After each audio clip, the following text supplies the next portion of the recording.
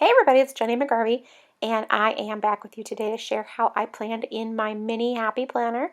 This is the undated watercolor cover one that I picked up at Hobby Lobby. As you can see, there is a look at last week, the first week that I have decorated in this mini planner that I did not love, but I left it as it was because it was only 1 week, and now I am moving on. This week I'm using the Scraptastic Club December Plan On It kit for this particular week. I'm really excited about it. It's got a fun color palette and then just absolutely adorable little icons and images. However, I will still be using all of my standard techniques and tips for this week, including using the roller date stamp down the side of the page to put in the dates.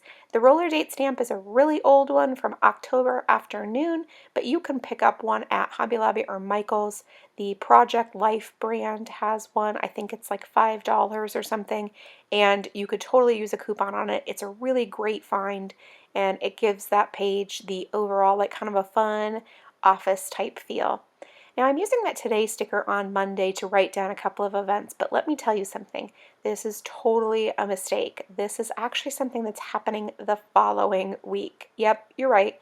I messed up completely. So my kids actually don't go back to school till the 9th, and that doctor's appointment's actually also not till the 9th. So all I have to do is peel that Today sticker up and I'm totally fine.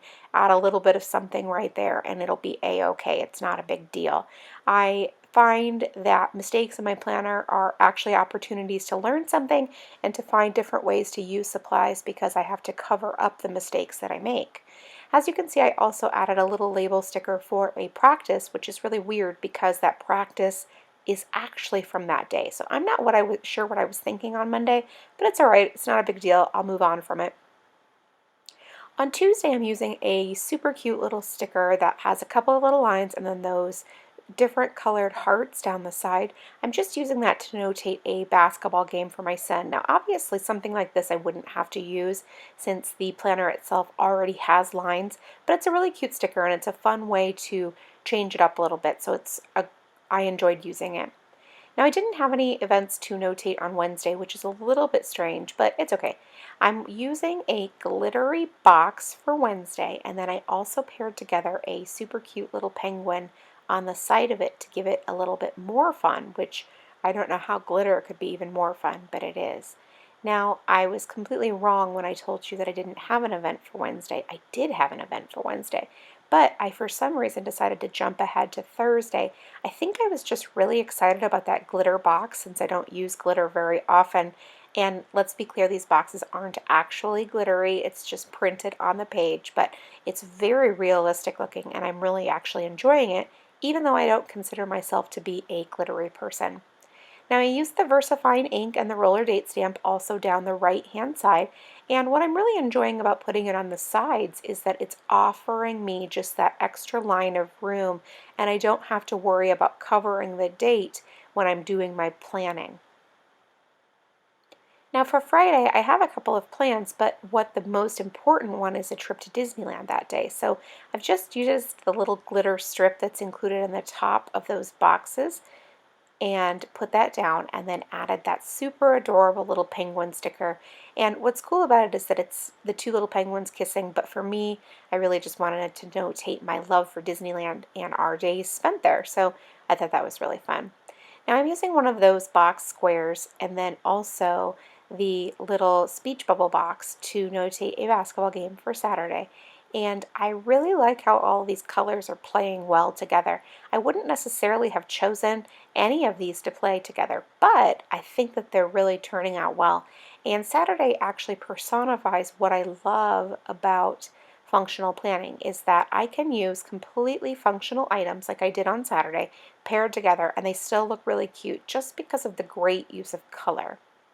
Now for Sunday, I do actually have an activity, and so I'm layering a couple of different things together as a header and then using just really basic label stickers that are fun different colors to write down the details of that. Now again, what I just told you about Saturday and functional planning using color is the same thing for Sunday.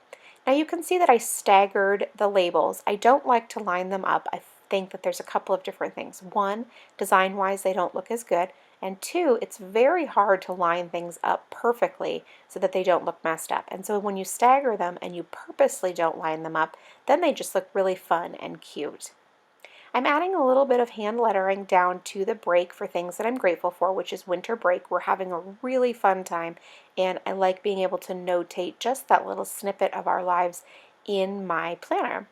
Now, as I've told you in the past, this mini planner is the one that I put in my purse and I use for on the go. Sometimes I have the need to refer to what's going on later in the week if I need to make plans when I'm not at home. And I don't bring my classic size planner with me. So this little planner really does help being able to stay in touch with what I have going on and it not being overwhelmingly large or heavy in my bag. Now I'm ready to start adding the decoration. Now this is something that I do a little bit more heavily on this on-the-go planner since I don't keep lists or to-do lists or any of those types of things here. So I have a little bit more freedom to decorate, and I really find that to be just a whole lot of fun. I also like to experiment with different ways to add the decoration as well. So as you can see on the Monday, I used that little quarter box and then put the super cute emoji up in the upper right hand corner. It's adorable, it's super cute, but look how crazy plain that is. There's nothing exciting about that, but it's still does the purpose very well. Now the same is true for Wednesday. I actually am not going to add anything because I do like to leave that little bit of white space and gives my eye a place to rest, but I did add one of those fun little arrows to point to the practice on Wednesday, and it just adds that little bit of whimsy, but it's not anything remotely over the top.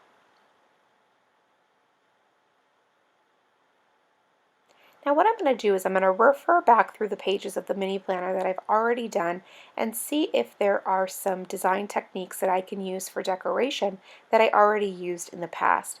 Now sometimes you get a little bit stuck and you're like, oh, what am I going to do here? And that happens to all of us, and I feel like maybe I repeat some of the same things over and over again.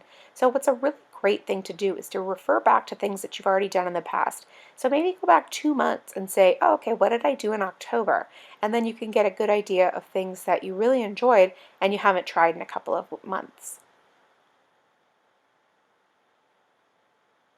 So I'm just dressing up that Friday square, and we're spending the whole day at Disneyland on Friday, and I'm not only really looking forward to it, but I don't need to add a whole lot of function there because obviously a day at Disneyland doesn't have a whole lot of function. So being able to add a couple of fun decorations really adds to my overwhelming sense of wanting to be creative as well. Now here on Saturday, I'm just adding my weekend banner and a cute little penguin, and then that's it. All I have left to do is add decoration for Sunday.